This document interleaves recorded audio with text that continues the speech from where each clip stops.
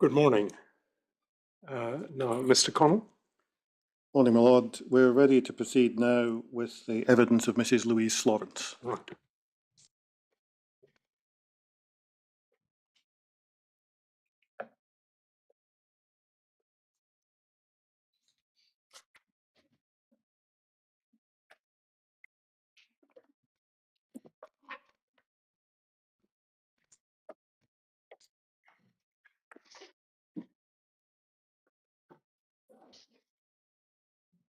Good morning, Mrs. Slorance.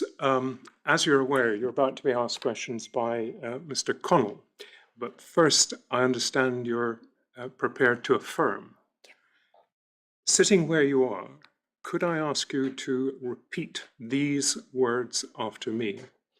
I solemnly, sincerely, and truly I solemnly, sincerely, truly declare and affirm declare and affirm that I will tell the truth, that I will tell the truth, the whole truth, the whole truth, and nothing but the truth. and nothing but the truth. Thank you, Mrs. Slorance.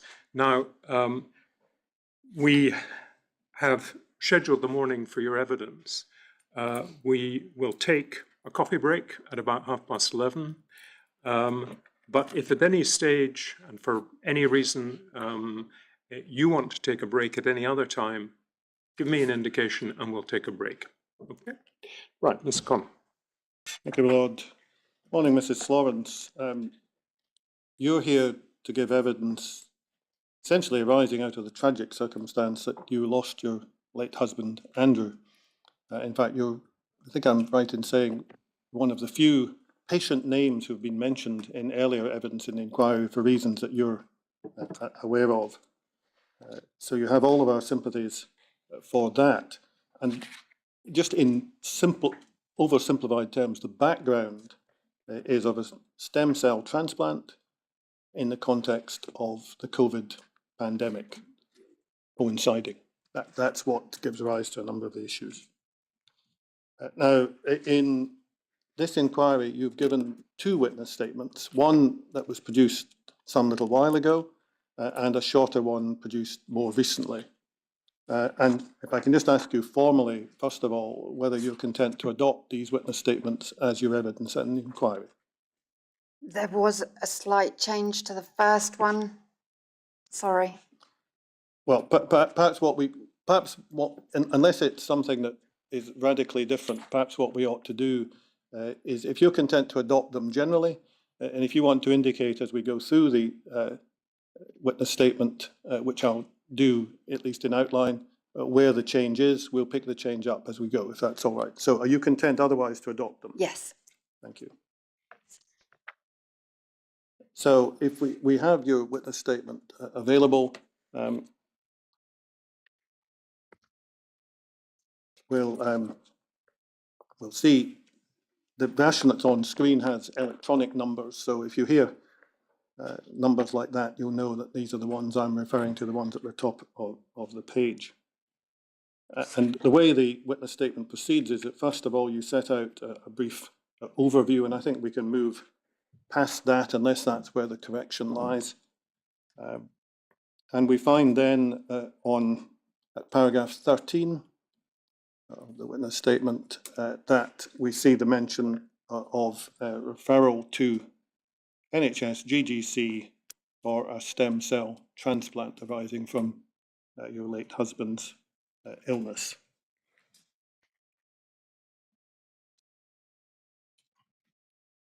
Now, I think it's fair to say you now have some concerns as to whether you knew everything you would have liked to know about the position of the hospital before your late husband went for treatment there. Is that fair?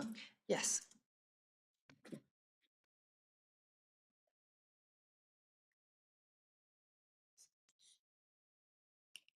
Could we go on to paragraph 21 of your witness statement, please? Just really one question I wanted to ask about that, because we're now in a situation where, as we'll all remember, there were restrictions arising from COVID. Whether these were good, bad, or indifferent is for a different inquiry. but they were what they were. And I understood you were concerned about, in effect, whether it was the right thing for your husband to be having this transplant at a point when COVID was an issue. Is that fair? Yes, absolutely. And did you ask about that? I asked at the second pre-admission meeting what the impact of him acquiring COVID would be if that were to happen during the admission.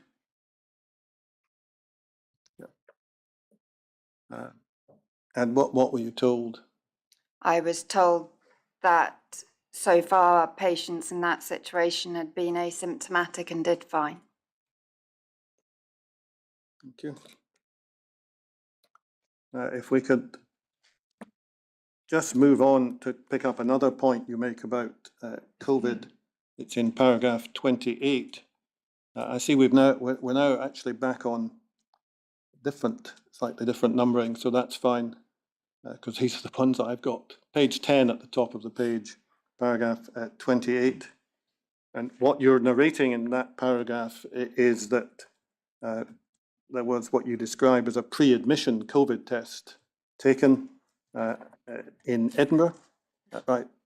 And that was negative. And then at that point, your late husband was a day patient to have a line inserted. I think the point you're making later in that statement is that you'd taken a lot of effort to shield your late husband from COVID. Is that correct?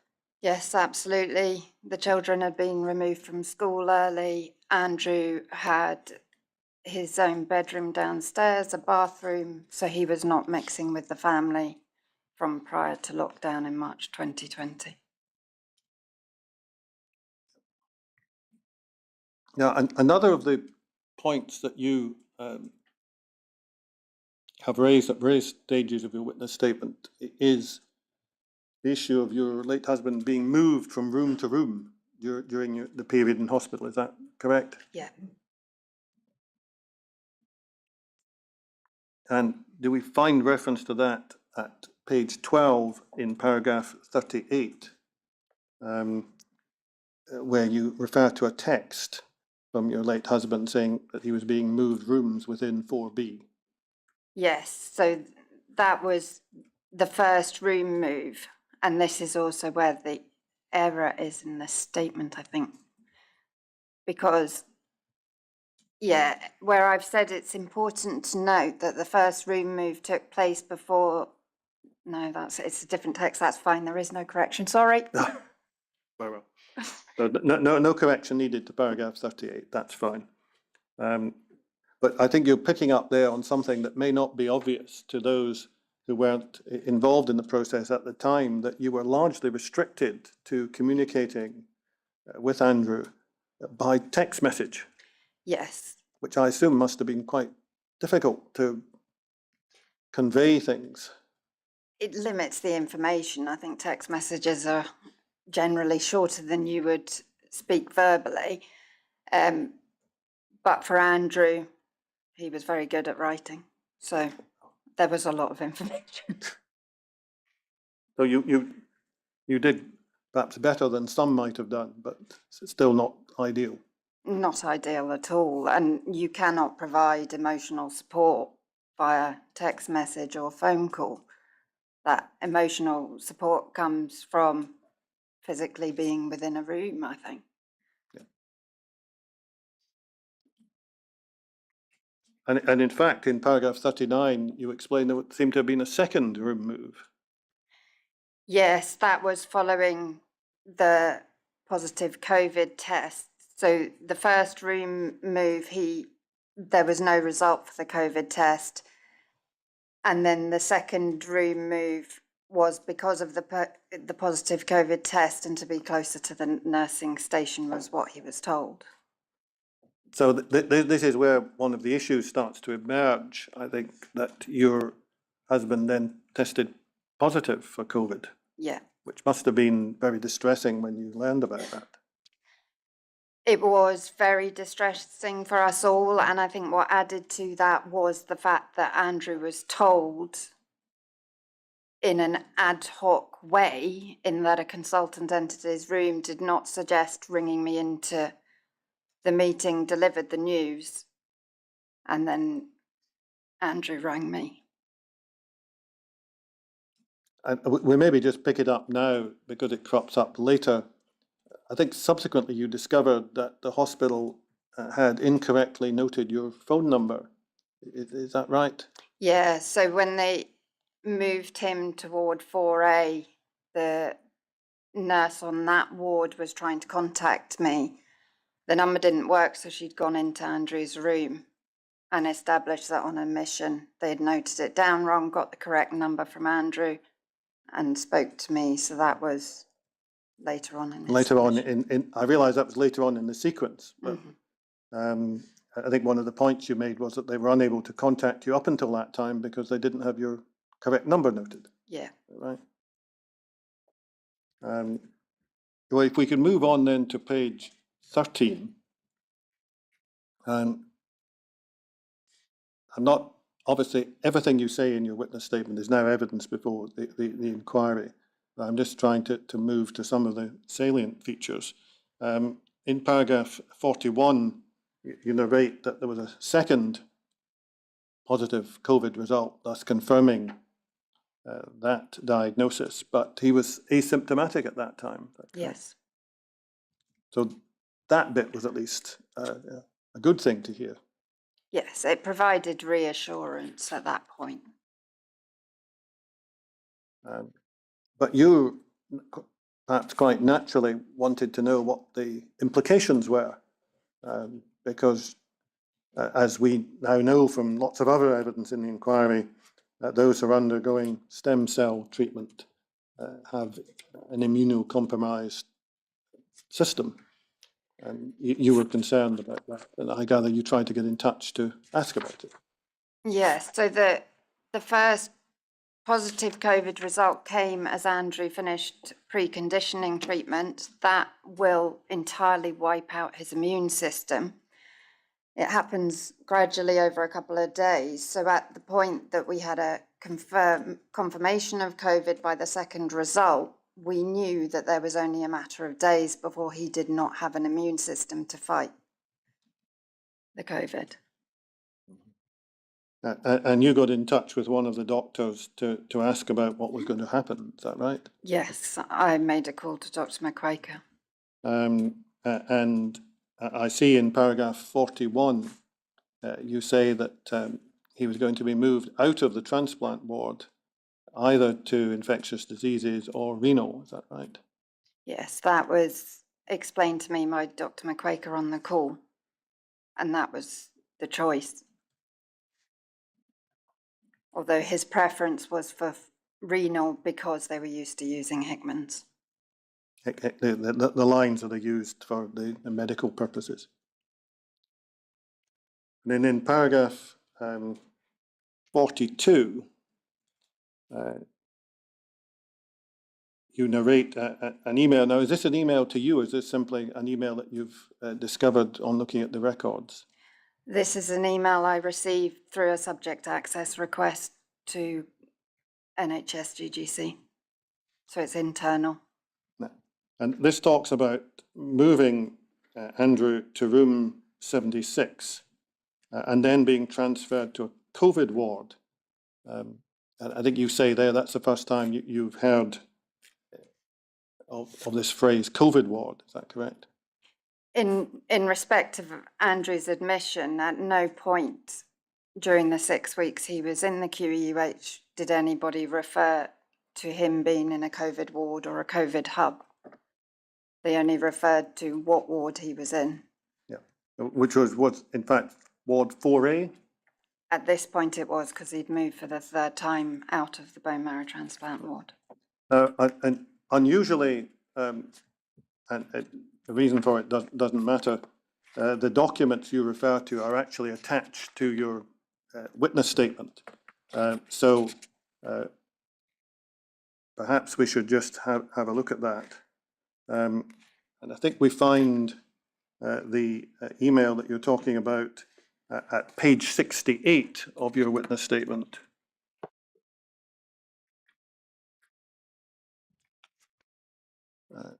and I think we see that the passage that you've referred to appearing near the very foot of that page, where about halfway through the paragraph, there's a statement, following discussions with the medics, we moved AS to room 76, so that he could get his stem cells by our team, then transfer to a COVID ward after his cells the following day. And then there's some discussion about nurses taking COVID tests and who was asymptomatic and so on.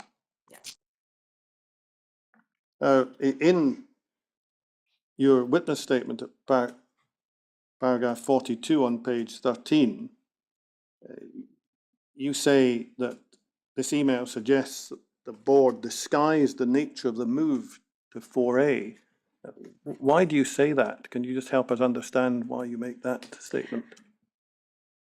Because in the phone call with the consultant that I requested, it was just a sentence or two of, we will move him to either renal or infectious diseases.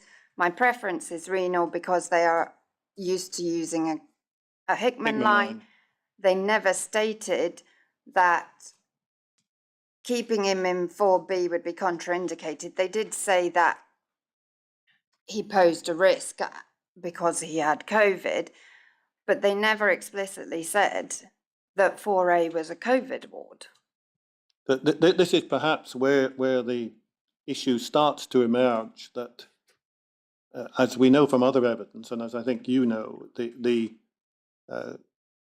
rooms used for BMT patients are positively pressured to ensure that organisms don't enter the room because of the impact on the immune system. But your husband had contracted COVID, which was regarded as an infectious disease, and therefore that posed a risk because that the pressure would take or potentially take the virus out of the room. Is that right? Yes. And that's where the issue starts to come around. And 4A as a COVID ward, and there being a likelihood of patients with COVID having secondary infections, because Andrew was about to become totally immunosuppressed, that posed a deadly risk to him. He was a dead man walking when he walked into 4A.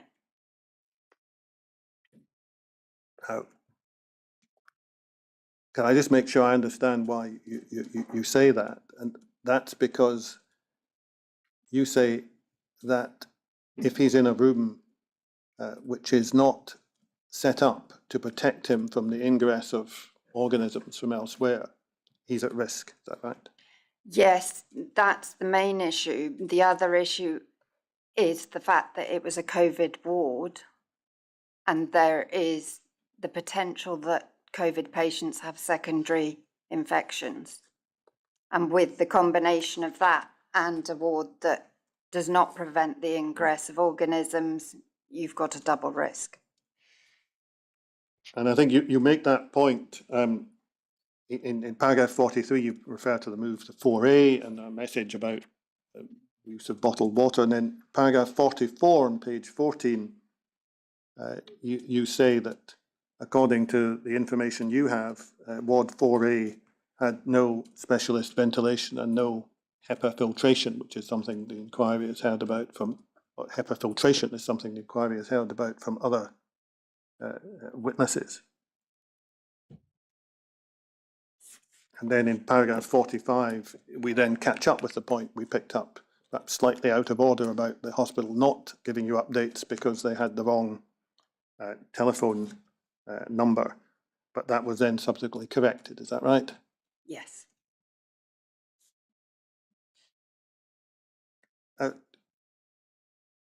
I'm not sure I understood, but perhaps you can help me. Paragraph 46, this is a letter that you've had from the hospital in Edinburgh? Yeah. Saying that the biopsies taken during a pre-admission colonoscopy showed no lymphoma. But it was lymphoma that Andrew was being treated for, wasn't it? As everybody understood. Yes, mantle cells treated slightly differently in that the stem cell transplant needs to be done while the lymphoma is being controlled. So a colonoscopy was done for baseline, but prior to the stem cell transplant, he'd been on a bridging treatment called ibrutinib, and what the colonoscopy showed is that the ibrutinib had not only stabilized his lymphoma, but had actually managed to completely eliminate it at the point that was done. And then subsequently, you make the point in paragraph 47 that another room move seemed to have happened. Something to do, according to the information you received from your late husband, about staffing ratio being better round the corner, as it were. Yes, that means more to him than it did to me, having never entered the hospital.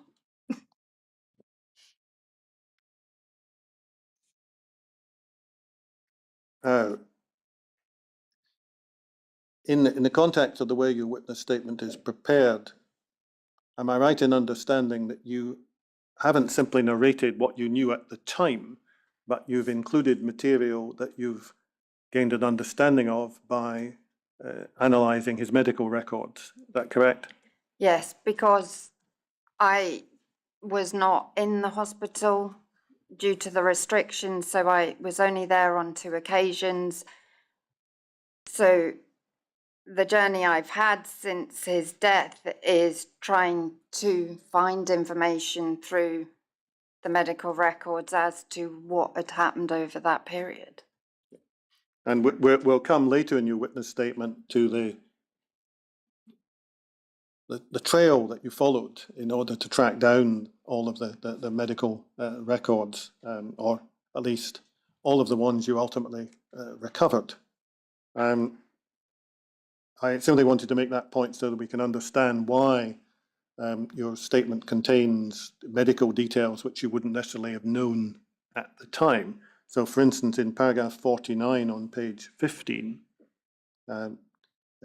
we see you saying that the records supporting that your husband became neutropenic on the 7th of November.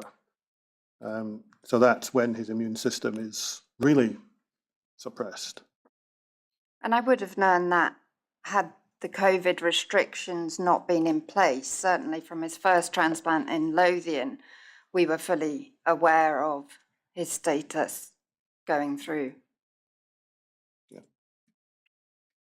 And then we start perhaps to see, after your husband being asymptomatic for COVID and having had the stem cell transplant, we start to see the commencement of what we'll just call neutrally for the moment issues arising in paragraph 50, where you got a text saying that bug cultures had grown a bug, which is the kind of layman's term that tends to be used by people like me when they can't remember what the technical term is. But that may well have been what he was told, presumably.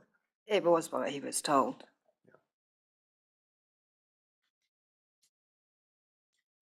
And you say further in paragraph 50, I think, that a positive sample had been found from the Hickman line of Staphylococcus epidermis. Is that right? Yes, that I only found out through the medical records. Yeah. And you've produced that as one of the documents which you produce with your statement, and then you set out further in paragraph 50 a number of the medication exercises that were underway at that time. Could we move on perhaps to, and if we miss the paragraph you want to correct, then... No, we've done that and we've done that. Fine. Okay, that's fine. Can we just move on, that's all right, to paragraph 53, which appears on page 16. This appears to narrate am I right in picking up a failure to give a drug, according to the records? Yes, it's a missed dose.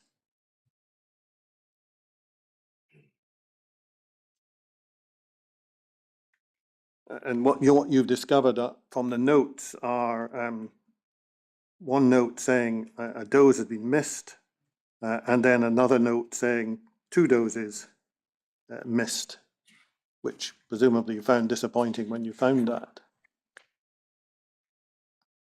I don't know that I'd describe it as disappointing. I suppose the point I'm making is that this was never communicated. He was on antibiotics to address an unexplained infection as far as we were aware at that time, and any missed dose in somebody with no immune system has serious consequences.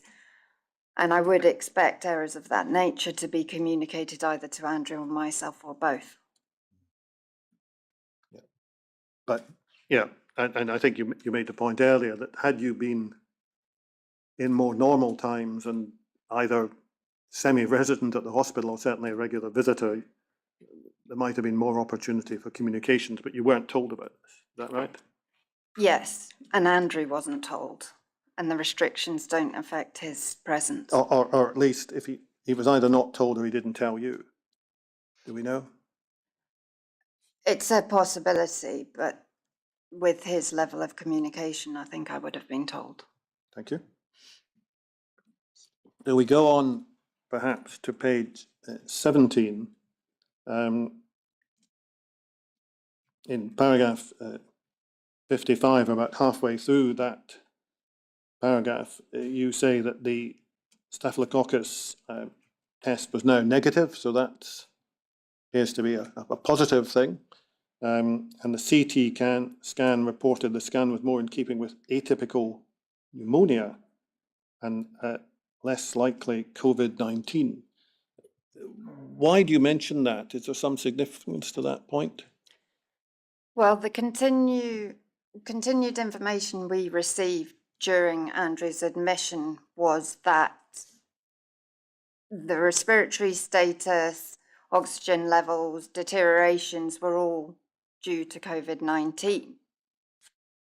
Yet there is a CT scan that says it's less likely COVID-19 and more likely an atypical pneumonia, which would suggest further investigation should be done to identify what is causing his oxygen saturations to drop. And I think the point you make at the end of that paragraph is that there's nothing showing that what you've described as atypical pneumonia as opposed to COVID was actually investigated as such. Is that right? Yes. Or at least you've not been able to find any trace of that being done. And what I would say is that the case review that was done by NHS DGC in November 21 focuses on this period as being linked to the staph epidermidis. But actually the results suggest that that was a contaminant of the sample taken rather than a cause of any deterioration. Then in paragraph 56, you narrate that you found in the notes, I think, a reference to an overdose of glyclazide. Again, why do you, presumably you found the reference to overdose in the notes? Yes. And were you told that there'd been this, let's call it a failing for the moment? No. And there is a procedure for medical errors such as an overdose, which I had experience of in NHS Lothian at a later date.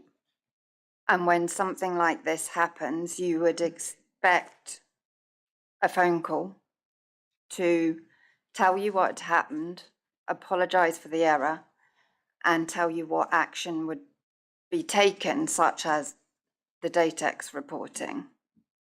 And I knew nothing about it, and Andrew knew nothing about it. Now, paragraph 57, you say you found in notes a statement, maybe second source infection. Now, is that significant? Well, this is linked to this whole deterioration in the middle of November that in my mind, Dr. Clark has written this in the notes, still suggesting that there's a second source of infection, yet there's no investigation as to what that infection is. So it's linking back to the comment about atypical pneumonia and thinking there should be further investigation to try and identify that.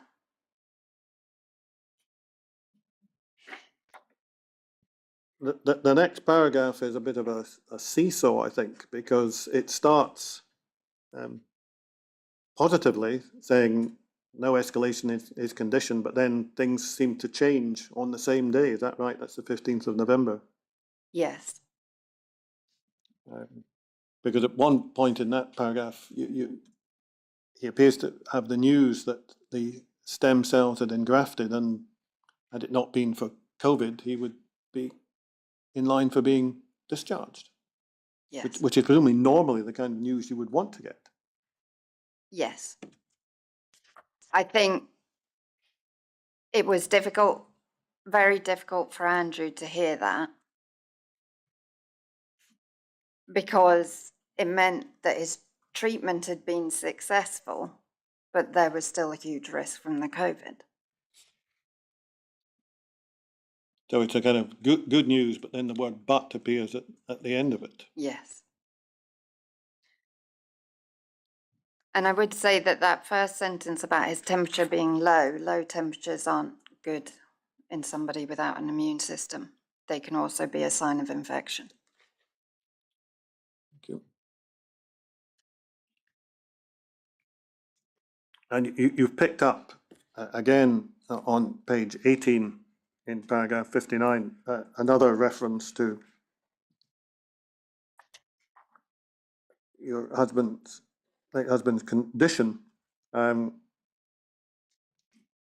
which you say you didn't know anything about until you found it in the record. Is that right? Yes. That according to a letter that you found, he'd been extremely unwell post-transplant. Did you know about that?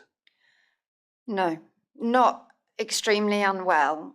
You expect during the transplant period that they will become unwell and that will be treated. It sometimes doesn't work initially. A nurse told me in Lothian, don't worry, there's lots of antibiotics. If this one doesn't work, we'll try the next one. So you expect that sort of thing to happen during it. But I think the word extremely sort of was surprising to me when I read the letter, as was the clinical note stating that they wanted a bronchoscopy or bowel and that it was never done, or there's no records to suggest it was done. In paragraph 60, we then start to see another shift of location for Andrew, because he's now headed to the high dependency unit. Yes. It would appear. And again, you get that from a text from him. Is that right? Yes. And you say from the information you've got, he went to room 78 in the high dependency unit. Yes. Which you say, according to the information you have, doesn't have specialist ventilation. Yes. It's HDU Unit 7, which doesn't seem to appear on anything else I've seen. I don't know if it was a COVID extension to HDU just temporarily. And at this point, another communication difficulty starts to emerge, I think, in that because your husband is receiving oxygen, that impacts on his, I was about to say on his ability, but on the ability for communications between the two of you by phone to be clear. Is that? Yes, and he's wearing a high flow mask. They're very, very noisy. It does restrict what he says, but the noise of oxygen Pushing up through the mask totally interferes, as you can imagine, with a loudspeaker on a mobile. So were you finding it difficult to get, I was about to use the word coherent, which is not what I meant, but clear communication with your husband at that time?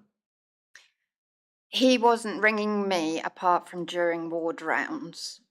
So he could text as normal, but it meant that the information being given to him at ward rounds, I would only pick up so many of the words said because of the oxygen supplementation.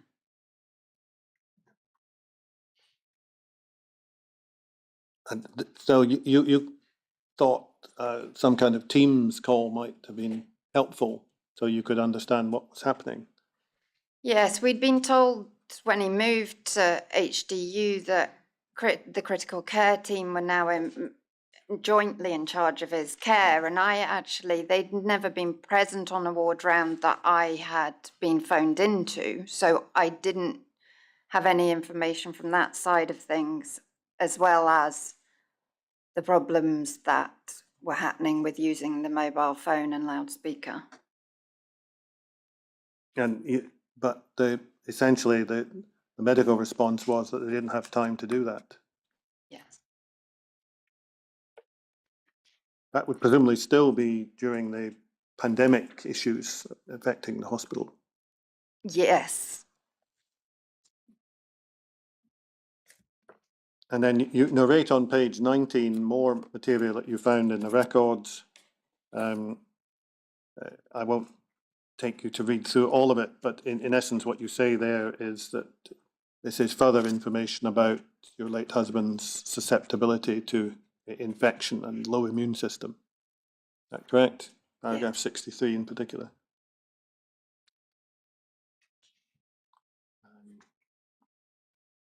There seems to be some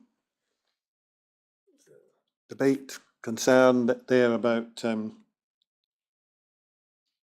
hypoxia, whether it should be getting better or that it isn't getting better, I think, at the end of that paragraph 63.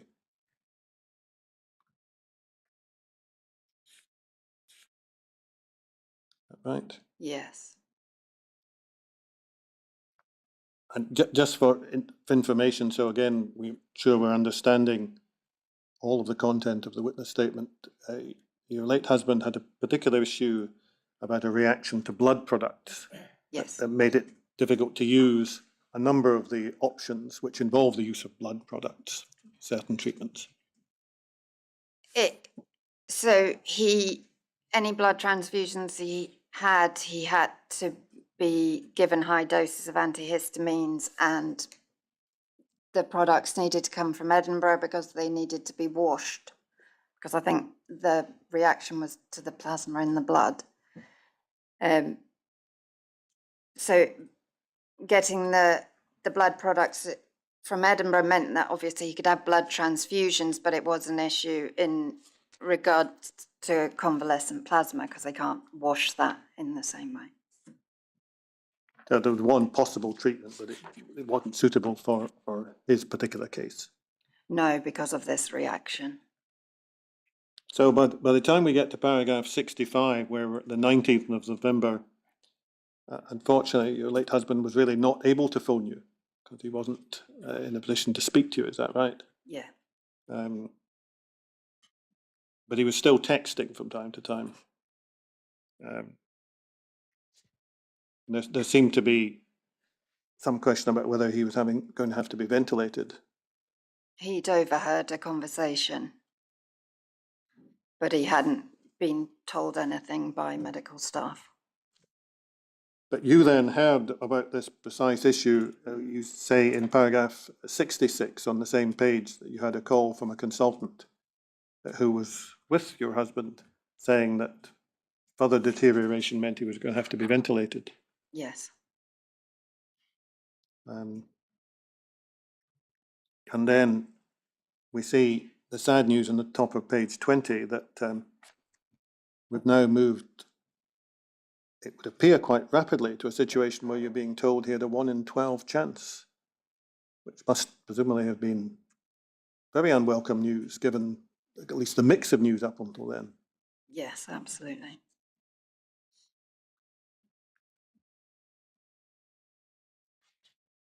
And what then happens is that you come through from your home in the east through to Glasgow, and you're being told, as I understand it, that the actual transplant had been successful, but there Yes. were other issues that were impacting on your husband's condition. Yes. I think although I was being told the transplant had been a success, there had been no further tests to say that he was in remission. But obviously the pre-admission colonoscopy had shown no lymphoma, so it was that he survived the transplant. I suppose that was the element of success. So, in other words, the procedure for which he was originally taken to hospital, you were being told had been successful. Yes. But nevertheless, you were being told he was in a very poor condition. Yes. And I think you then narrate near the foot of that page and onto the next page your concern about people holding the doors open to single rooms in the circumstances that were prevailing at that time, which you say was contrary to all guidance. Is that right? Yeah, to COVID guidance was what was going through my head at that point in time. Is ventilation is an aerosol generating procedure. Nobody should enter the room for 15 minutes to allow the room to settle. And the door was being held open to have a conversation with me and offer me entry into the room. No, I think we can move on a little bit. We know from your witness statement you had a couple of rather annoying calls from COVID contact tracers, basically asking why you hadn't complied because somebody hadn't ticked the right box on a form. And no doubt that was, we might describe it as annoying and smile about it now. It must have been very annoying at the time. My biggest concern at the time were the 4 phone calls happened in front of my children. And their dad had just been ventilated. It was an awful time for all of us. So if we go on to page 22, we're now at the 29th of November, so not long in terms of days, but you're now being told that things have got worse again, unfortunately. Is that right? Yes.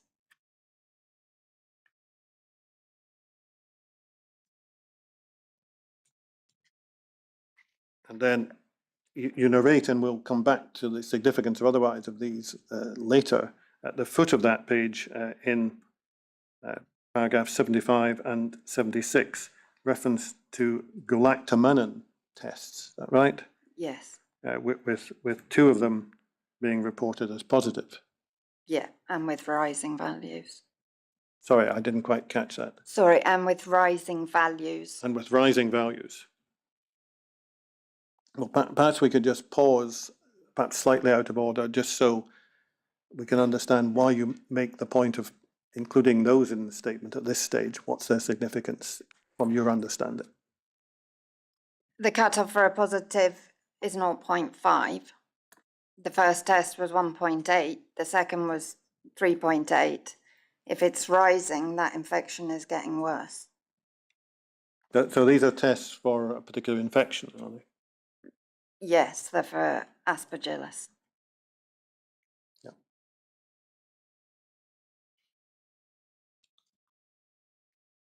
At the time, were you being told about testing for Aspergillus No, or the results of the tests? no, Aspergillosis was never mentioned to me at all. The first time I even heard of that as an infection was reading the medical notes. So were you told anything about whether this would or would not have any impact on your husband's prognosis? No, there was a comment in a phone call the day before his death about the potential for a second infection. And on that phone call, they were saying he was deteriorating and they were going to arrange a compassionate visit. So there was an implication that there was an infection affecting him and would likely have a... I think we find that reference there that you've just helpfully taken us to appearing in paragraph 79 on page 23, where we see in the third line of that paragraph that you were told there was a potential for additional infection. But I take it from the way you've narrated that you weren't told what it was. No, Do you remember if you asked? I don't think I did. The phone call was late. Not late, but late in respect of when they usually came and the children were all around. And really what I was hearing on that phone call was that they were going to arrange a compassionate visit. And I don't think I even thought to ask, to be honest. Because at this point, though getting away from it, this is the point at which your husband was deteriorating rapidly and ultimately didn't survive. He didn't survive. I don't think at the point of that 4:30 call, it was felt that it was a rapid deterioration because the discussion was around a compassionate visit over the course of the weekend. So this was the Friday. So the visit would have been either Saturday or Sunday. Yeah, that's right. So the 4th of December was the date of the call, and the 5th of December was the last day. Yes. So at that point, you knew about the issue of COVID.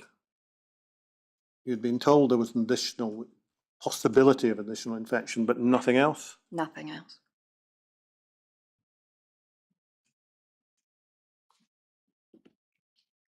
So if we can move on a little bit, if you don't mind, we'll go to page 25. And this is where we get into the steps that have to follow such an event. And you're dealing with the issue of the death certificate and so on. And you appear to have been asked by someone, I'm quite sure who, whether you had any concerns or questions about your late husband's death. Can you remember who it was that was asking you about that? I don't remember the name at all. Sorry. Was it a doctor? It was a doctor. I remember them saying they were an ICU doctor, but I don't recall the name. So the point that you make in paragraph 87 was that you were concerned about the contraction of COVID. In a protective environment, because he was in 4B up until the point that he tested positive for COVID, and he'd been admitted with negative tests and had negative tests post the first day of admission and then the third or fourth day. So it was the fact that he'd contracted it within that protective environment. I think there's some debate as we go through your evidence as to whether there are or are not properly any concerns about your husband's death, but at least one of them was you were concerned about the contraction of COVID in a protective environment. Yes, and I didn't want another bone marrow transplant patient to be at high risk from COVID. And I think you asked whether there was any way that steps could be taken to check the source of the COVID infection. Yes, bearing in mind that up until 14 days, with the 14-day limit, you're looking back at the 2 visits he had to the Western General in Edinburgh, and those could have been potential sources.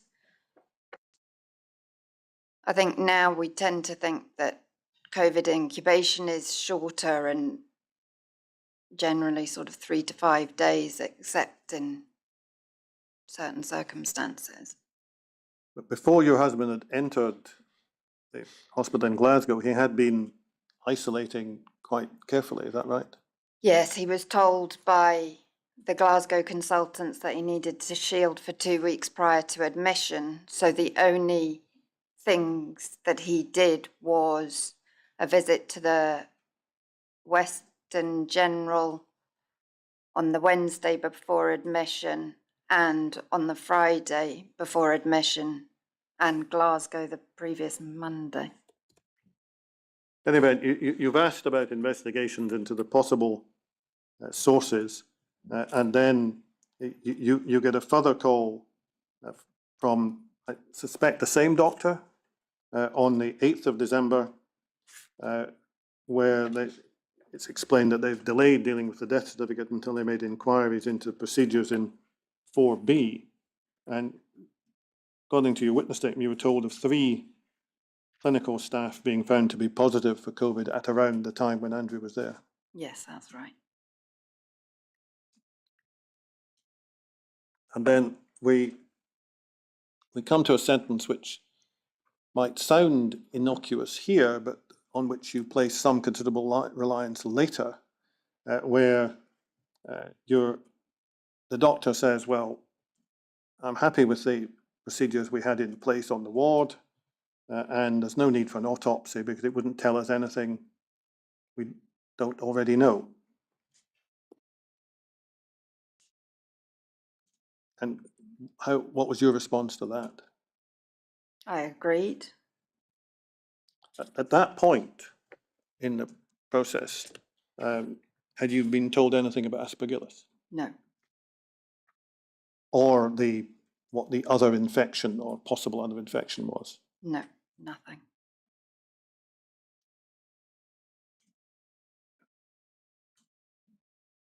And then you eventually got the death certificate, and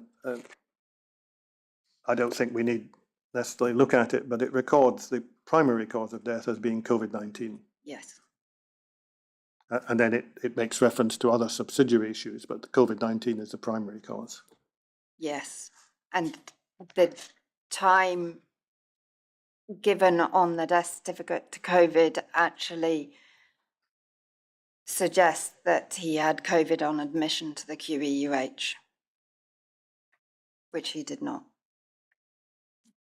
Perhaps we better just look at it so everybody is aware of what we're looking at.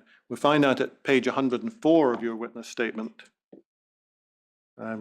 handwritten, and the first page gives various details, and then if we go to page 105, we'll find there the heading COVID pneumonia.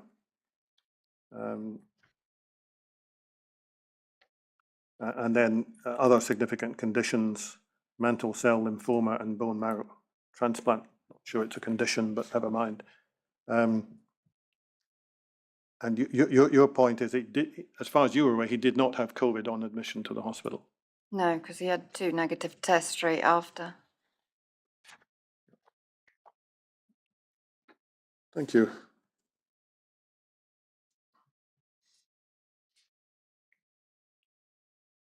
Now, what we now start to hear from in your witness statement is the somewhat longish tale of medical record recoveries. Trying to summarize the whole thing, and I will come to your witness statement just in a moment. You found it difficult, and I'm using that phrase, using deliberately neutral language, but you found it difficult to obtain all the records that you knew existed for your husband's treatment. Is that correct? Yes. And in looking for those records, as you say in your statement elsewhere, you had been assisted by someone who knew what records were kept in a hospital about somebody in those circumstances. Is that correct? Yes. So in effect, you knew what it was you were looking for. Yeah.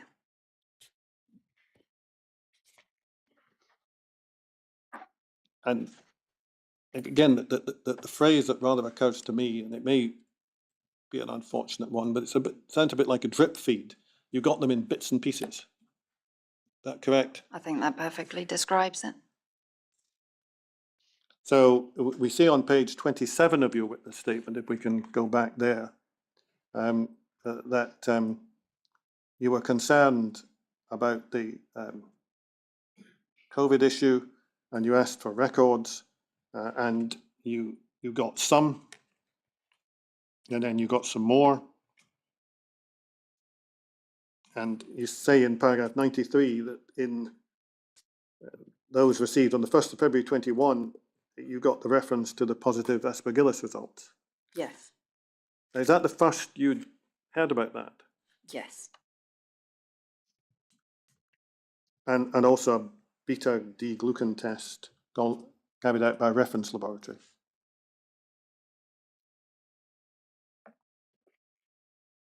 But you were keen, I think, to try and get the actual BMT team records, the bone marrow transplant team records, rather than ICU or HDU. Is that correct? It was the most obvious chunk of medical records that were missing were the acute BMT notes, and the BMT unit had been in charge of his care from admission right through to HDU, the end of HDU. And it was what I wanted to see was the decision making to admit him. That was my primary aim for getting the medical notes. And then with the Aspergillosis, it was looking back at the middle of November and what had happened during that period of deterioration. So I was looking for the medical notes and the nursing notes specifically from bone marrow transplant. And again, cutting through some of the narrative, you kept being told you'd got everything and discovering that, no, that wasn't right. Yes, I think the communication summarised said, "You're wrong, we've given you these notes," as though I didn't know what a medical note or a nursing note looked like. And then eventually it was discovered that you hadn't been given the BMT notes. Yes. And they were discovered to have been, the phrase was quarantined. Yes. And they had to be recovered and were eventually released to you. Yeah. So I'm cutting through quite a long narrative, but I think that's the gist of that.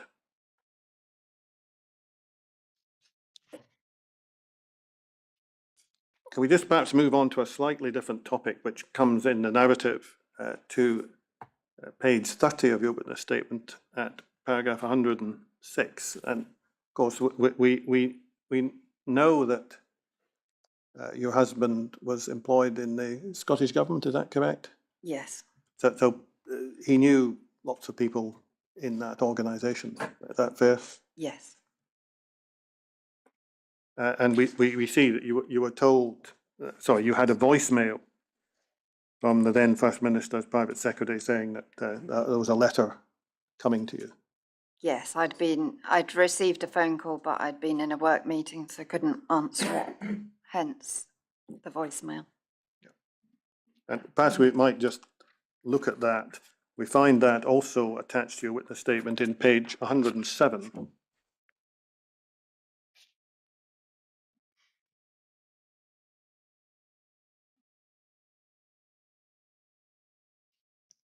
And perhaps for present purposes, apart from the expression of sympathy, there appeared to be three things that were going to happen. There was a GGC review, Yes. so a review by the board who'd been responsible for Andrew's treatment, and also a review by the director of NHS Lothian. Yes, the medical director was leading the NHS Lothian review. And then thirdly, Healthcare Improvement Scotland was to have a more general review of Aspergillosis in the Glasgow hospital. Yes. Thank you. And we'll come, I think, particularly to the NHS Lothian review later in your witness statement, and to the issue of HIS that's dealt with in your second witness statement, your view about what happened there. Yes. Thank you.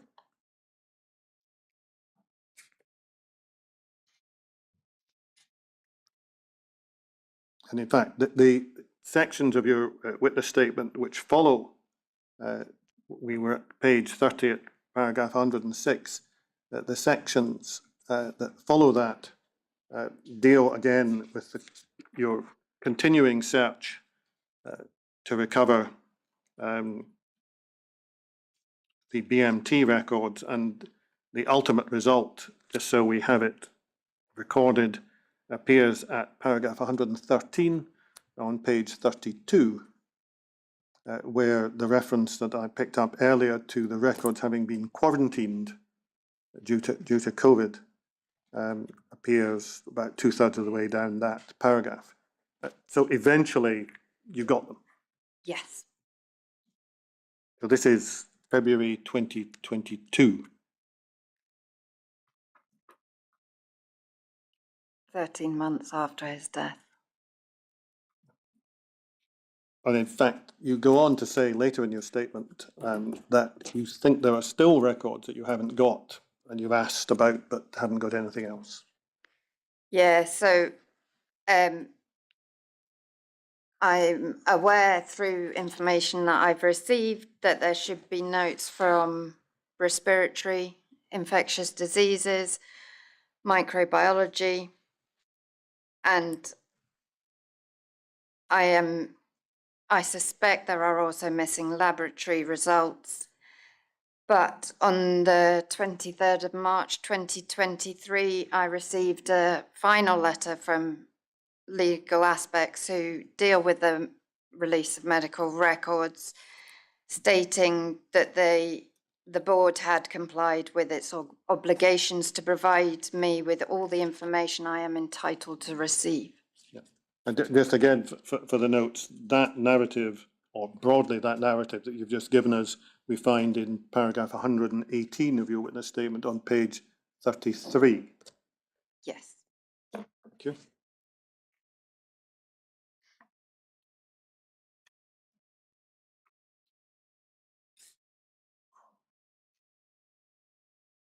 And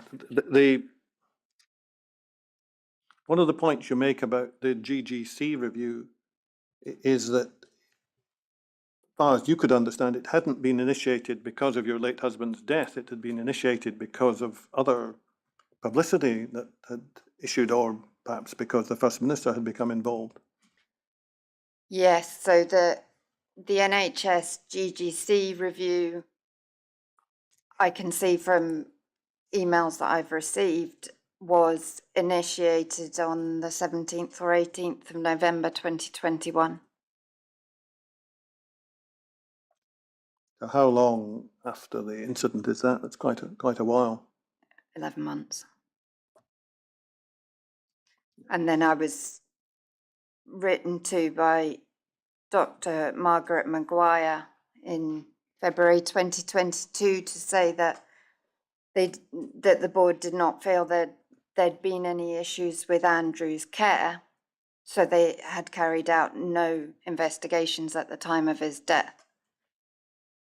So they have confirmed that nothing was done post his death, despite 2 hospital-acquired infections. Well, this is I just wanted to try and square these two statements. And they're probably easiest done by looking at the top of page 35 in your witness statement, where you narrate. It's a letter from GGC's Director of Nursing, Dr. Maguire, the tailpiece of that saying that we didn't believe there were any failures in Andrew's care, to which you respond in your witness statement, well, 2 hospital-acquired infections, it would appear. Yes. I cannot understand how the position of a bone marrow transplant patient acquiring 2 hospital-acquired infections cannot be seen as an adverse event.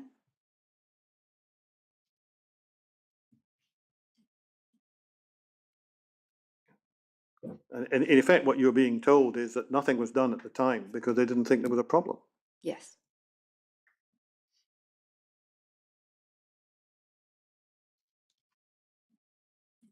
Just wanted to pick up on a slightly puzzling reference, or at least it's puzzling to those of us who've had to listen to lots of evidence about hospital ventilation arrangements, negative pressure rooms and positive pressure rooms, and so on. In paragraph 124, you touch upon a reference which you say was made by the board to the lake has been being moved to a negative pressure room. That presumably must be a mistake, presumably, because there aren't any negative pressure rooms in bone marrow transplant units. Yes, and Andrew could not have been put in a negative pressure room because he was a bone marrow transplant patient with no immune system.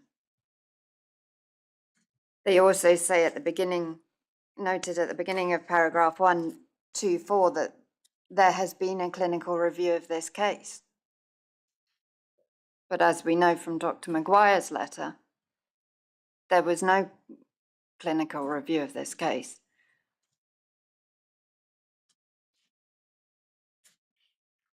And I think you recovered an email which we find at page 117 of your witness statement, which will be brought up just in a second, which is an email from Dr. Peters, who we know was a microbiologist at the hospital, and someone, in fact, that you were keen to have a discussion with later on, albeit ultimately unsuccessfully, to,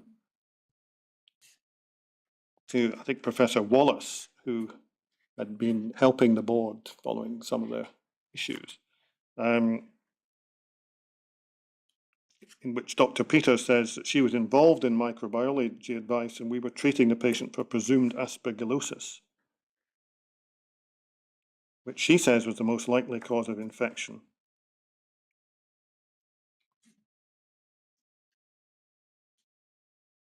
And she, I think, picks up in numbered paragraph 2 near the foot of that email a report somewhere had emerged suggesting he'd been housed in a negative pressure room because that wouldn't have been in any way the correct place for him to be housed.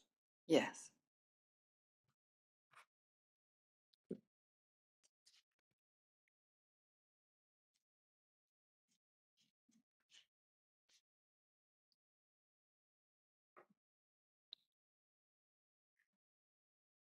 Can we also look at page 121 of your witness statement, another document that you produced? Now, this, I'm told, we won't need to go back to the witness statement just immediately, but in paragraph 127 of your witness statement, you tell us that an internal report was submitted for this case review, that's a GGC case review, by Dr. Clark, and you've got that and you've attached it, and we find it there. And you say that wasn't referred to in the GGC review at all, is that right? No, the report that Dr. Clark did wasn't referred to. It was provided to feed into the overall NHS GGC case review. But a lot of information included in Dr. Clark's report was not included in the end. And from memory, at some point in this, Dr. Clark states that it was likely that he had Aspergillosis due to the increasing values of the GM tests. So it was likely to be a co-infection between COVID and Aspergillosis. But that was not reflected in the GGC review. Perhaps we should probably just pick that up while we've got that document open. So if we go to page 123, please, I think you may be referring to a passage near the foot of that page where he says the AG test can be falsely positive. It's in the middle of that paragraph, but the levels were high, as was beta-D-glucan. And then he comments on the combination of Aspergillus co-infection, which has been seen perhaps more often as the pandemic moved on. And there is a link between Aspergillus and COVID, but ultimately, in order to develop an infection from Aspergillus, there's got to be a source. So it increases your risk, but there still must be a source of infection. And I think we also find, again, just while we've got this document open at page 124, what is in effect an apology from Dr. Clark, because he said to you something about your late husband having lost his battle against COVID, and at that time he didn't know about the positive Aspergillus test, and he hadn't gone back to you to correct what he'd said. Yes.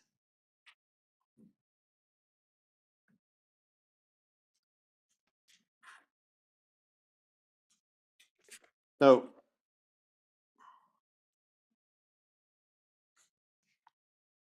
if we're just pausing on the GGC review for the moment, were you satisfied with what you were told following that review?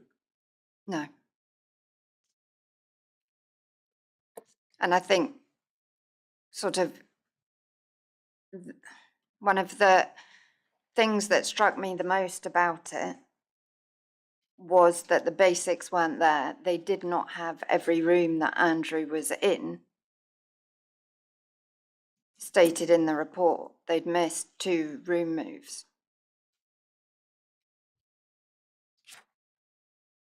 And I'm paraphrasing something that you deal with in some detail, but would I also be right in understanding that if there had been a post-mortem, then your information is that it would have been possible to ascertain whether Aspergillus, or Aspergillosis to be precise, was part of the cause of death? Yes, the only way for total confirmation of Aspergillosis is due through tissue sampling. And as they had not done the bowel on the 2 occasions that it was suggested, one of which clinically he could not have had a bowel, post-mortem was the only way that that tissue sample could have been obtained.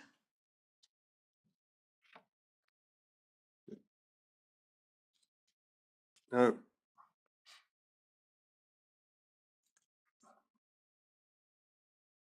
there's a GGC review, and then there's the NHS Lothian review.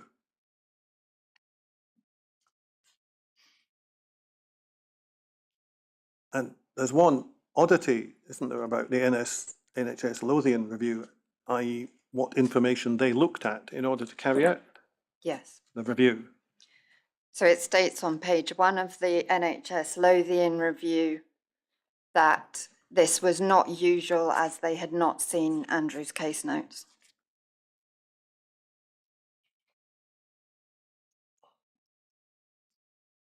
Now, we'll look that up now, page 149 in your witness statement.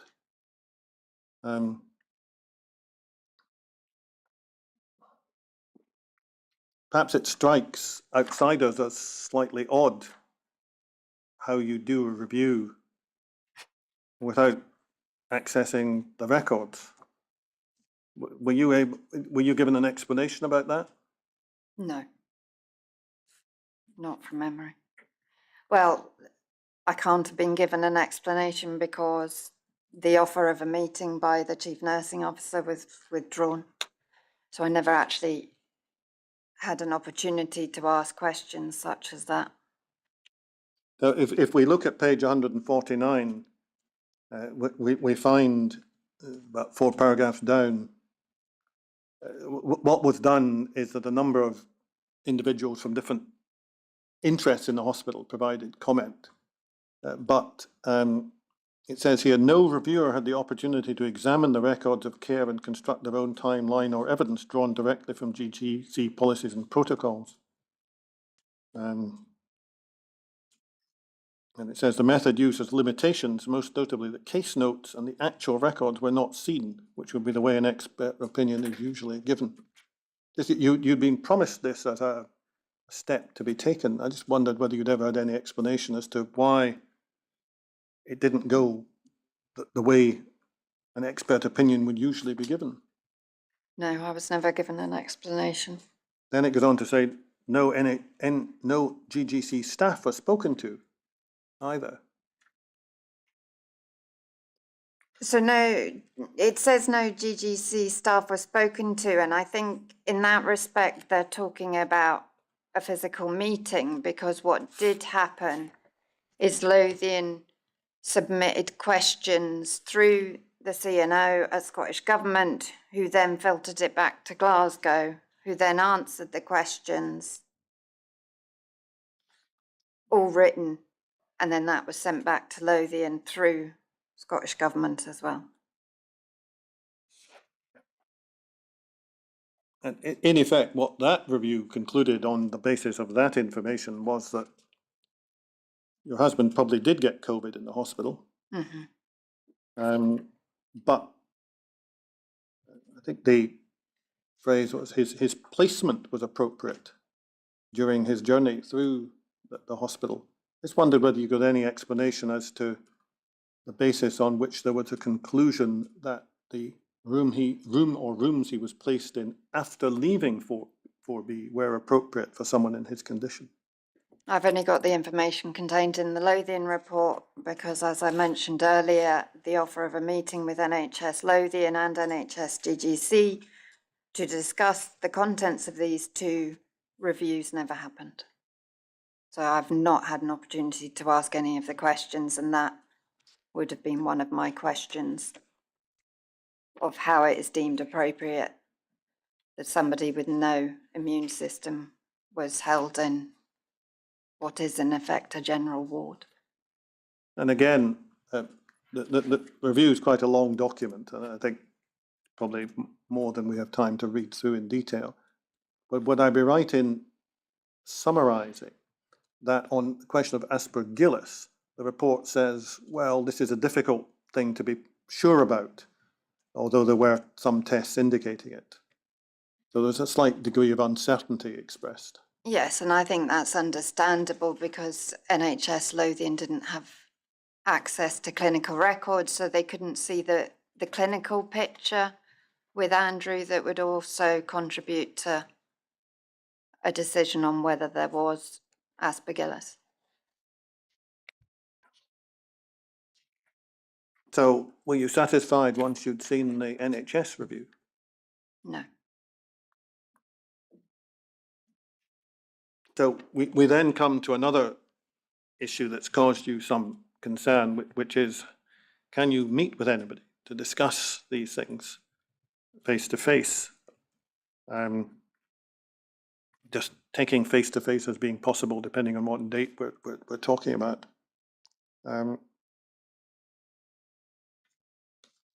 You start to deal with that in your witness statement at page 41,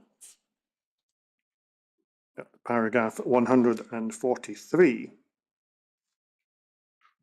And what seems to have happened is that seems to have been a debate about who you could bring with you to any such meeting. Is that right? Yes.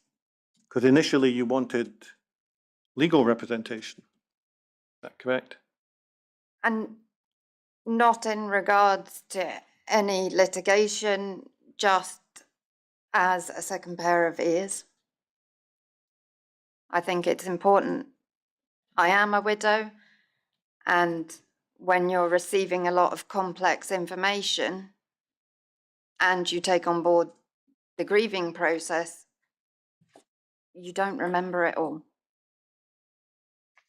In any event, the response that you got, and I think that was via a Scottish office representative rather than a board representative, is it Mr. McMahon? Yes, he was the chief nursing officer at the, chief nursing officer at the time. And so you were told, well, if you want your lawyers, we can't have a meeting. So you said, okay. And then you were going to be accompanied by a politician instead, and they didn't want that either. They didn't want that either. I mean,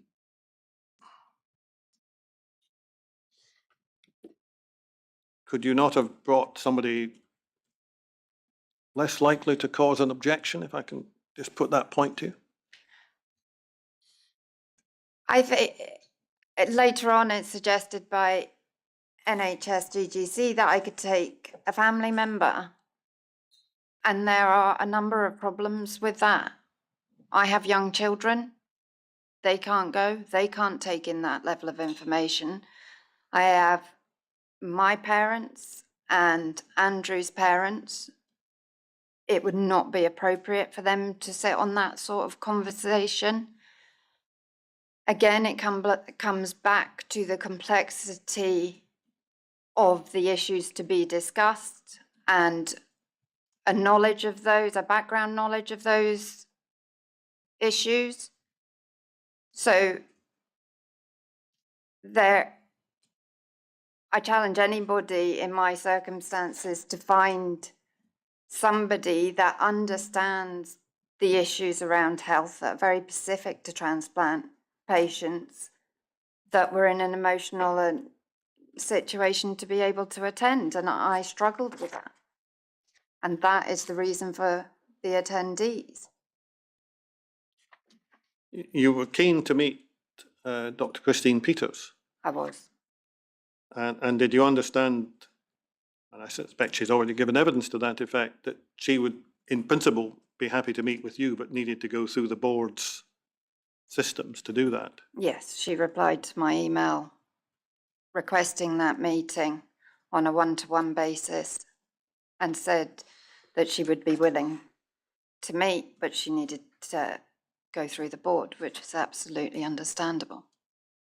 So did you ever get to meet Dr. Peters at that time? No, I've never met Dr. Peters. Did you ever, well, let me just ask you something about that. There was a slightly odd piece of evidence that this inquiry had earlier about the same process from Dr. Peters' perspective rather than from your perspective, in which, as she understood it, steps were going on to arrange a meeting, but then she was told there was a complaint and she shouldn't obviously get involved with a meeting while there was a complaint outstanding. Can I just ask you, did you make a complaint about Dr. Peters? I'm absolutely disgusted by the fact that she was told there was a complaint. I have never put in a complaint to NHS GGC. No complaint has been done. And in actual fact, I sent the email to Dr. Peters in April 2022 for a one-to-one meeting. I'm slightly uncertain about the timing that Dr. Peters was told there was a complaint, but Angela Wallace sent me a letter in April 2022 referring me to the GGC complaint system. Do you know why she sent you that? That was the final letter about meetings. And so at that point, GGC had withdrawn all offers of meetings. And the letter from Angela Wallace was the final one saying we are unable to meet and referring me through to complaints.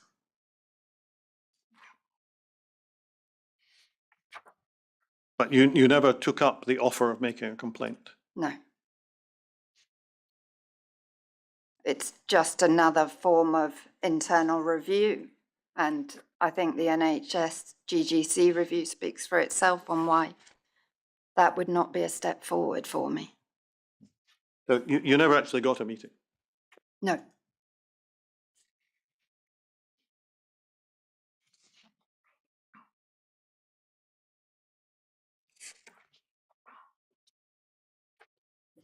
I just wanted to ask you about a couple of things before we come to the the morning break, if I may. And one is that you've expressed a concern about your social media communications being monitored. Is that correct? Yes. If we look at page 50 of your witness statement, 50, you say there that that's an NHS GGC email. Where did you get that from? Subject access request. A subject access request. Were you aware that your use of social media was being monitored? At that point, not by NHS GGC. Subject access requests have revealed that Scottish Government, GGC and Health Improvement Scotland were keeping an eye on my social media. In terms of Scottish Government, when they saw a post, it led to briefings being sent to ministers, it led to meetings of directors with special advisors. The monitoring of everything I have said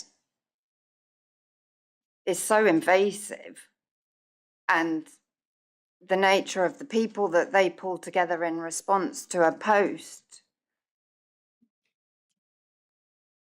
is intimidating, to say the least. I need to ask you about that, if you don't mind, because if you're expressing views, publicizing arguments, whatever, on forms of social media, are you not putting it out there to be read? So in that event, why are you objecting to somebody, making sure that they know, when you're making these statements? Absolutely, I expect it to be read. That's why you do it, is to raise awareness. But I think seeing emails with 40 very senior Scottish Government officials, including special advisors, to respond to a widow is totally over the top. I think the board might say that if they monitor social media, it's so that they can be aware quickly of what's said in social media in case they need to respond. Now, is that not a proper thing for them to do? Not in these circumstances, no. All organisations media monitor, but to put an individual, and in particular a widow, onto a paid monitoring service is not acceptable, and it's an invasion of privacy. They can use a search like anybody else on the platforms that are there. It takes seconds.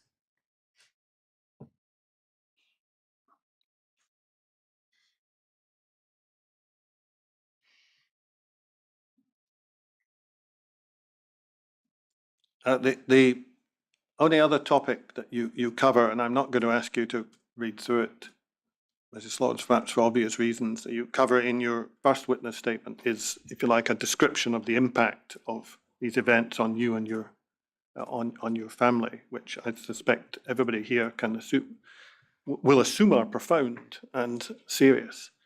So unless you have something specific you want to say, I won't ask you to go through that part of your witness statement. Is that okay? Yes, thank you. Thank you. But I think on that basis, Maud, I was about to move to the shorter second witness statement, so this might, if convenient, be the appropriate time for a break. Very well. Mrs. Slorance, I said we usually take a break for coffee, so if I could ask you to be back for 10 to 12? Thank you.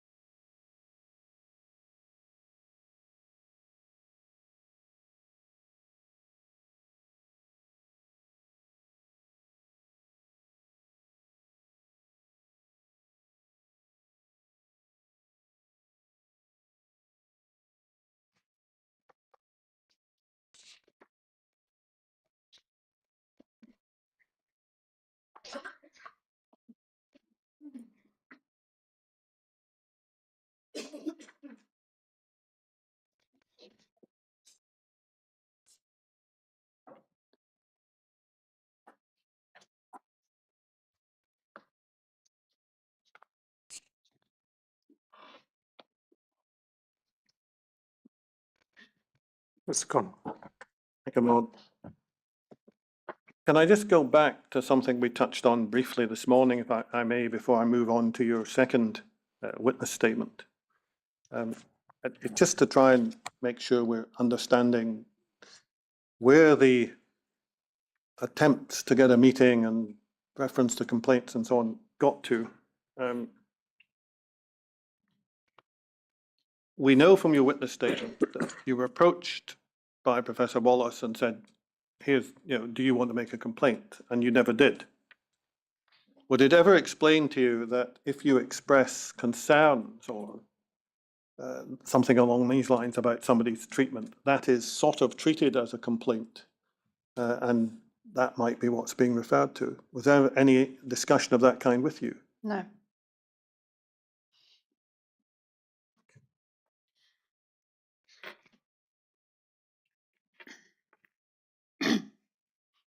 Right, well, I'd like to move on to a different topic now, if I can, and this is dealt with in your second witness statement, which we find at page 165.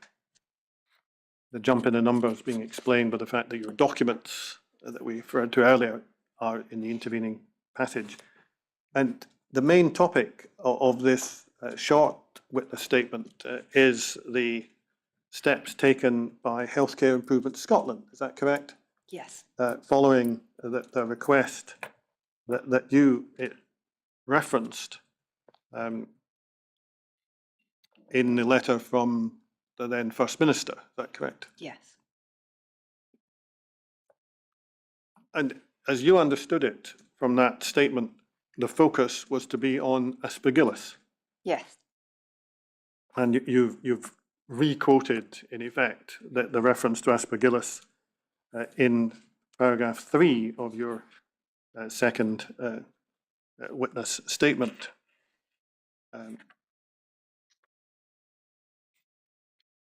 And what you then do is you take us to two different documents. An inspection report from May 22, and then a further inspection in November. And we know, so the report is May, the inspection was in March.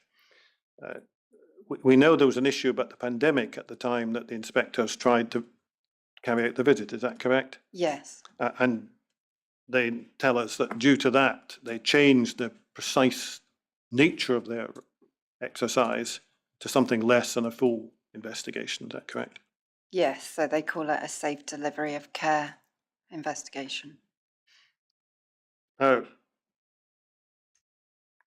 in your statement at paragraph 5, I'm going to go to the report just in a moment, but in your statement at paragraph 5, you talk about the issue of 6 air changes being recommended for what you might describe as a normal room in the hospital, as opposed to the 2.5 to 3 that we've had. Is that dealt with in the recommendations of either of the reports? No. I wonder if we can just look at least briefly at the inspection report from HIS from May 22, which we'll find in bundle 18, volume 2 at 1490. Yeah, don't think we got the right one. That doesn't seem to be the right one. Oh, that's 2009.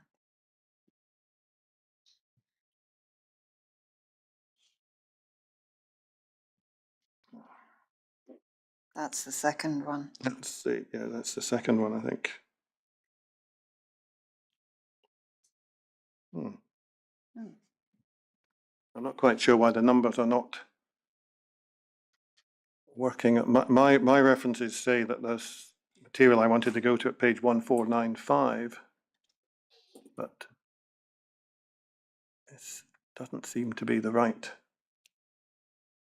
volume. Oh. Perhaps I can just bear with me a moment. For some reason, the references that I have in detail are not matching up with what's coming up on the electronics.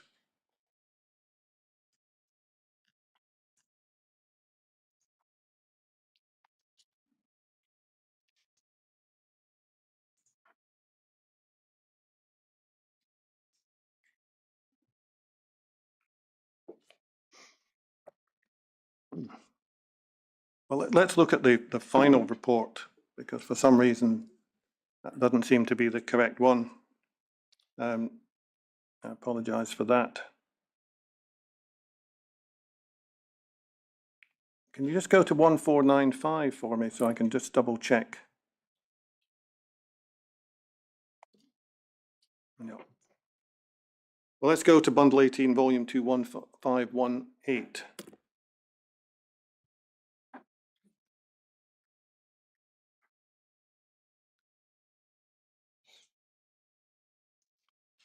So this is the second report, I think, after the first one didn't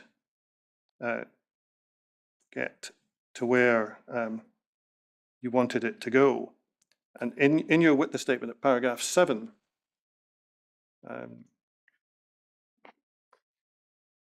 you set out a number of concerns. You say don't match what the report actually concluded. I mean, that's really the point you're trying to make here. Between the findings and the recommendations. Yes. Yeah, so there's content in the narrative of the report that there's no associated recommendation for. Yeah,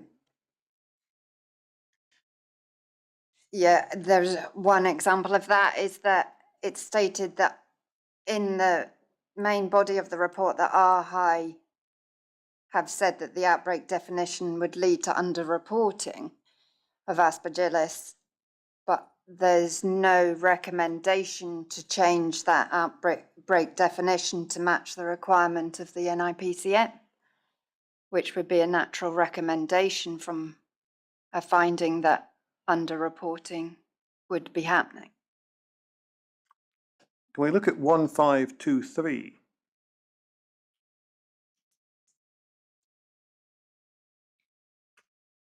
We see near the top of that page, and this ties back to the reference that you gave us earlier, the inspection was commissioned following concerns about Aspergillus at the hospital campus. I'm not quite sure what that paragraph actually means. It says it considers, but is not solely focused on Aspergillus. So it's doing what it's being asked to do, but something else as well, I suppose. It's wider than what was suggested.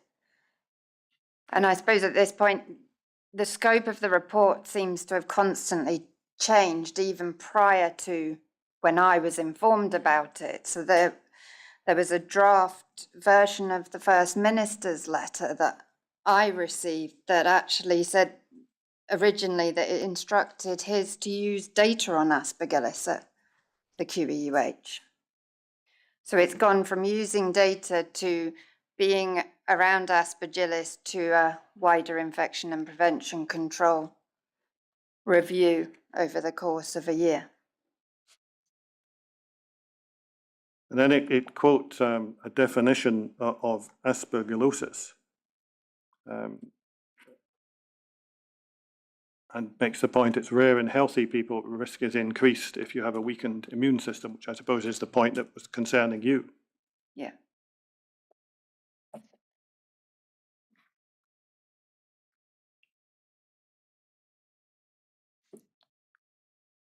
suppose that the question I have is that the report says it's considering Aspergillus, but do we find Aspergillus mentioned in the heading Our Focus further down that page? No. Can we look at 1527, please? I'm going, this is quite a long document, so I'm going to go to the summary of findings just for ease. And what they're doing there is explaining how they lay out their report, because they have a section, what we found.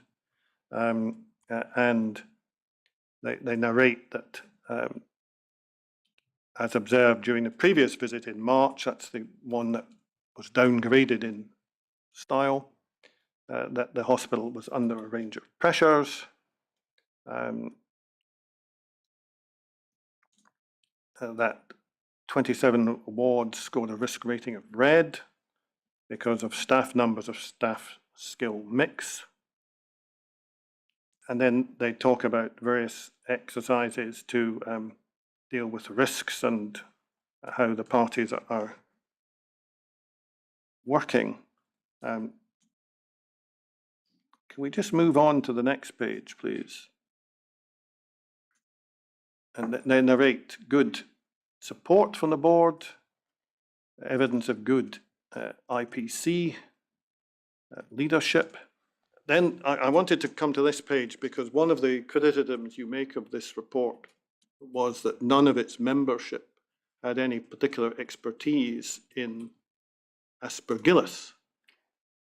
That's specific to the inspection team. Yes. Because I was aware that they had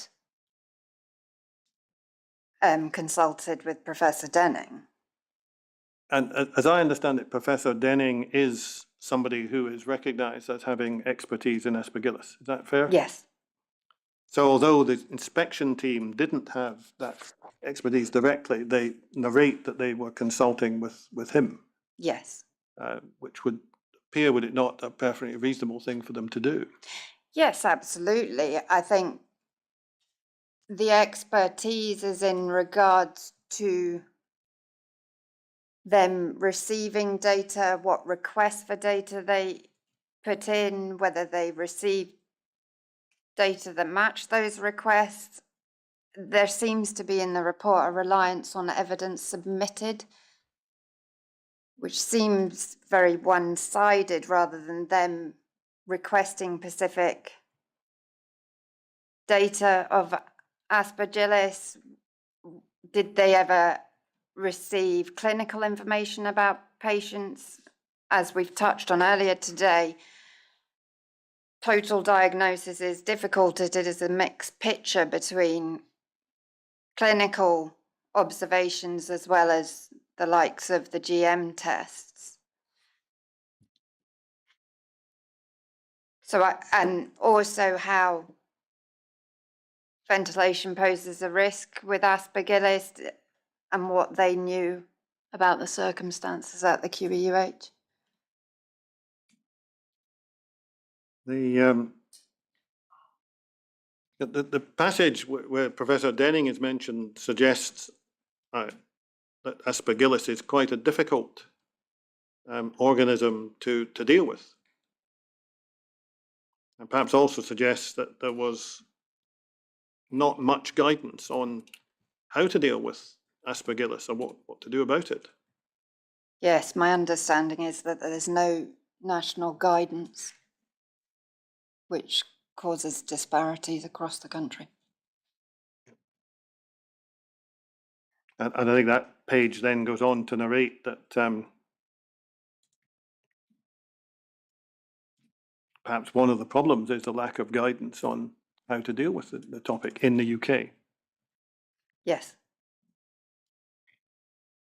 And just while we're on that page, I think you're aware that the way the HIS system worked at the time was that they created different categories at the end of their report. Now, I know one of your criticisms is that not everything they've reported makes its way into a recommendation.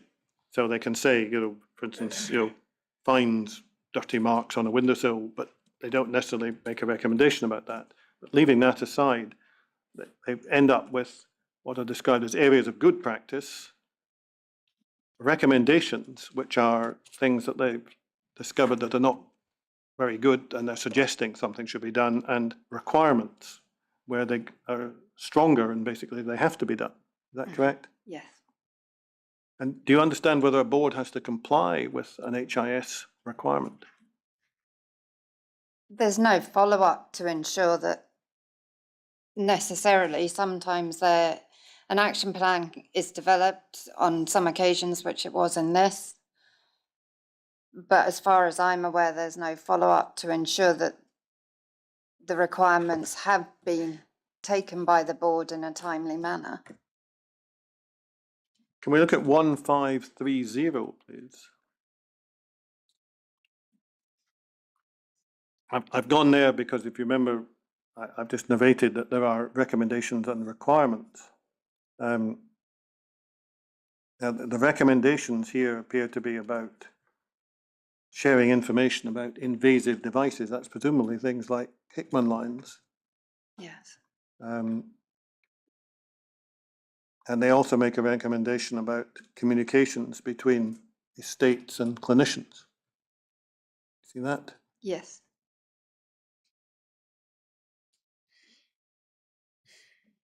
And then the two requirements are about specialist infection control device being recorded, and then a very narrow requirement about the cleaning of certain types of things not in wash-in basins, essentially. If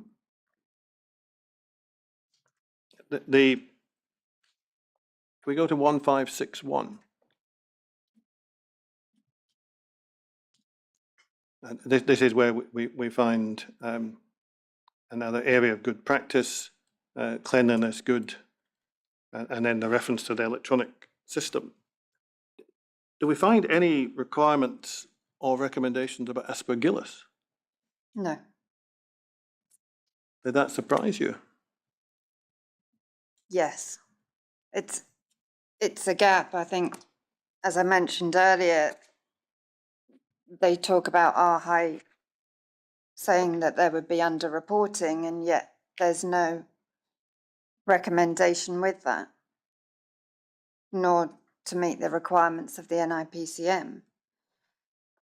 And I think they do highlight the standard operating procedure on patient placement as an area of good practice, which is excellent. There seems to be no awareness that that is in actual fact a third iteration of that document, and the first iteration was published prior to Andrew's admission to the QBUH. Within the patient placement from the first version, it states that there is a derogation on ventilation, and it also states that there is a door closure policy to support infection prevention control. Yet this report doesn't look at whether there's awareness of that door closure policy or whether it's been implemented, which would be key to any investigation on Aspergillosis and risk within the hospital.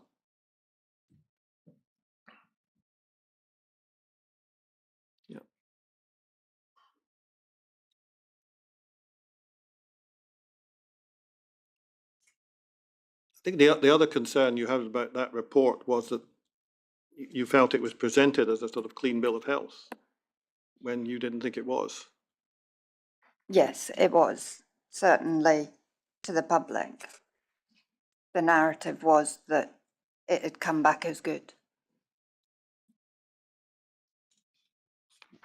Now, I understand there was a suggestion that you should have a meeting to discuss this inspection report. Is that correct? Yes. Did that ever happen?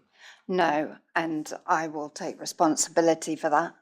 There was a date in the diary and I had to cancel as I was ill, and I haven't followed up as yet. So, in terms of the objective that the First Minister set out in her letter to you, has that been accomplished in this report? No, in my opinion.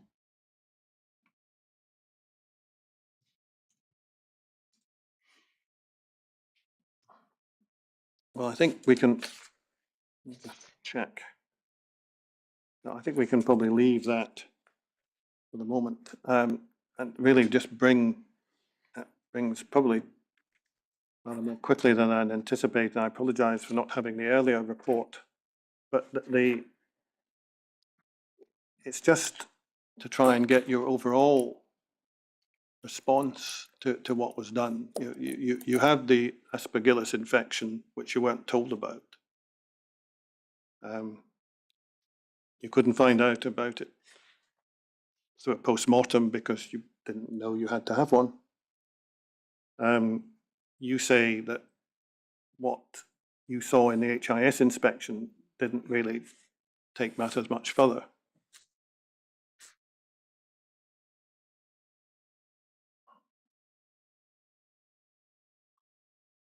In your witness statement, which we can go back to at 171,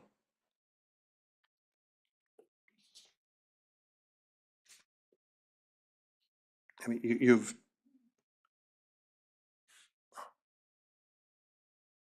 I think you've suggested there that far from helping the position, these reports have actually gone the other way. Why do you say that?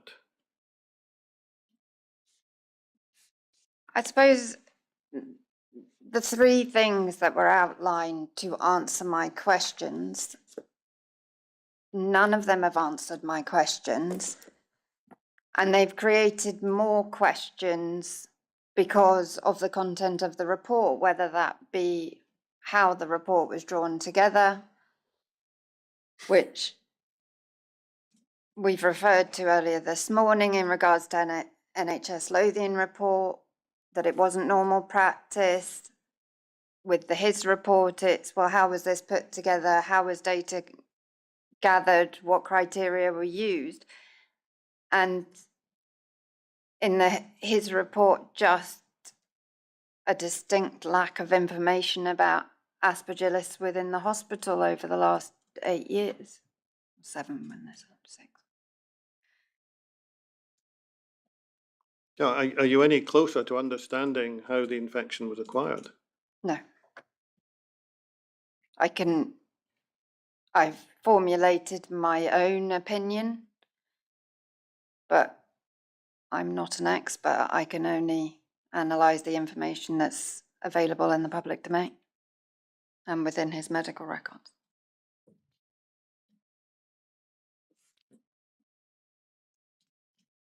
And I think you make the point at paragraph 25, the very close of your witness statement, that there is no direct enforcement power in the hands of HIS arising from their reports. Yeah, they have no regulatory powers. But am I not right in understanding that in response to an HIS report which contains recommendations or requirements, a board is required to produce a response setting out how they propose to deal with each of these recommendations and requirements? Yes, but that's a written document. That does not necessarily translate into effective actions being taken in a timely manner. And his do not have the power to ensure that they do that.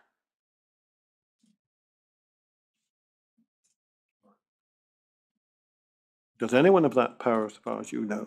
In Scotland, not within health, as far as I'm aware. Obviously, the health and safety executive have powers in that regard, but not for, I suppose it's just slightly different, isn't it? That you're looking at regulating healthcare rather than health and safety. So it's that differential. We've got the gap in healthcare because the health and safety executive should do their element. I wonder, we're just coming to the conclusion of the things I wanted to ask you about your evidence. I wonder if you can help us by trying to sum up what you are concerned about your late husband's treatment, so that we can pull it all together in a convenient form. I'm concerned about the secrecy primarily. I think both him and myself should have been informed about that infection. I think when we asked the question about when transplant patients moved to the Queen Elizabeth, we should have been given an accurate story and not just they moved in 2018, missing out all the information about the initial move from the Beatson to the QEUH. I am concerned that specifically with Aspergillosis, that there is not the knowledge of how many cases have occurred at the Queen Elizabeth. There's been mention both at the inquiry and in Parliament of a second case at the time that Andrew was in 4B. You'll hear this afternoon about a third case at the time Andrew was there. There is a level of secrecy that does not allow learning to take place. And without learning, patients remain unsafe to this day.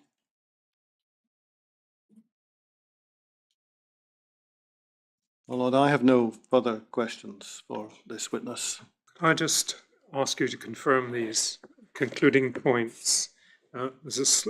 Slorance, you were asked to summarise the concerns you have articulated in your evidence.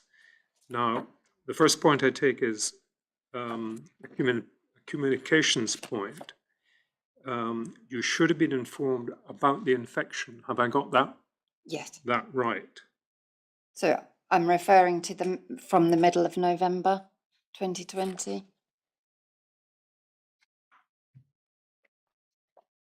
Because when Andrew had his first transplant in Lothian, I was given a lot more information when he was ill and infections. And I think you then said that you were concerned that you hadn't been provided with, now I've noted this as an accurate history.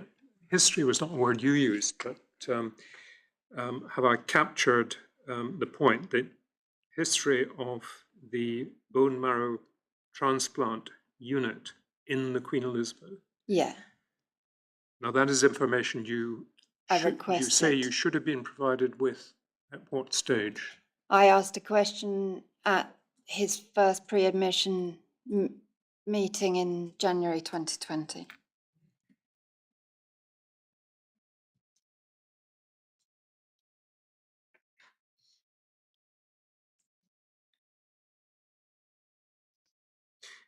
Do I remember correctly that context for that was concern about COVID risk?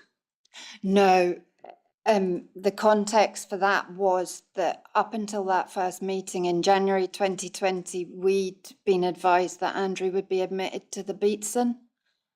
Mm-hmm.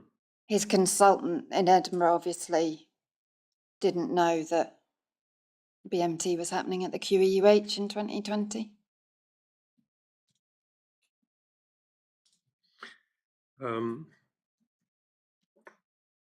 Now, the next point I've noted is that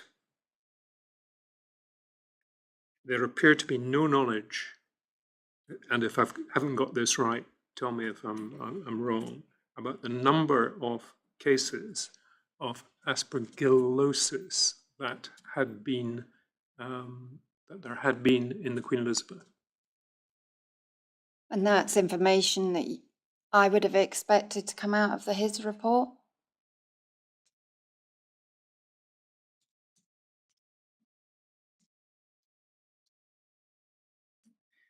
Expecting that to come out of the which report? Health Improvement Scotland report. So did I hear that correctly? The Health Improvement Scotland report, correct?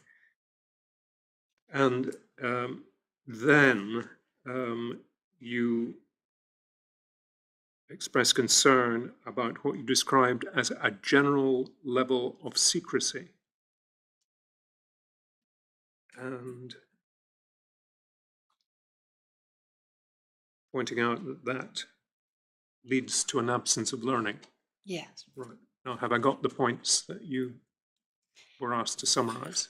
Yes, the only other thing I'd add to that, if that's okay, is, and it was flagged this morning, is the lack of the post-mortem.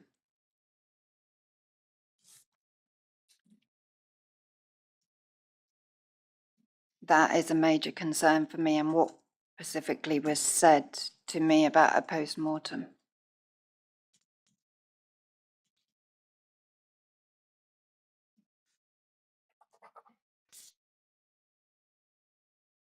Right. Thank you. Mr. Connell, is there anything that Nothing arises out arising of that? from that, my lord. Right. Mrs. Slorance, as Mr. Connell has possibly indicated, what I need to know is whether there's any other questions in the room which should be asked. So could I ask you to return to the witness room? We might be about 10 minutes or so.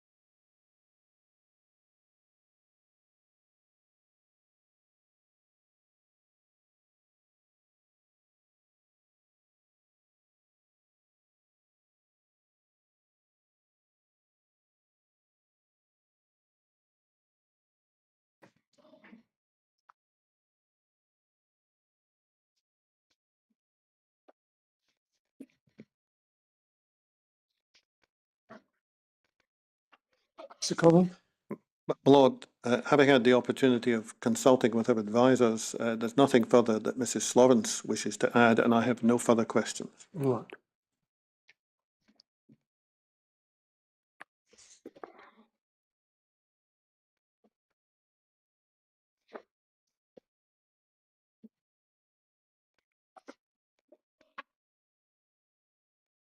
Mrs. Lawrence, I'm told there's no more questions for you, which means you're free to go. But before you do go, can I say thank you on behalf of the inquiry for your attendance this morning, but also for the work that will have gone in preparing your two statements, which are part of that evidence.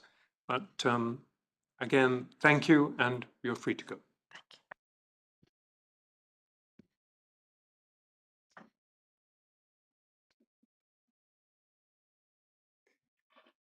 Now, Mr. Connell, we're able to resume at 2 o'clock. Resume at 2 o'clock, my Lord. The next witness will be Beth Armstrong, who will be taken electronically. Right. And then we have a further witness after that. And then we have Mrs. Dines after that. Right. Very well. Well, we'll see each other at 2 o'clock. Stand.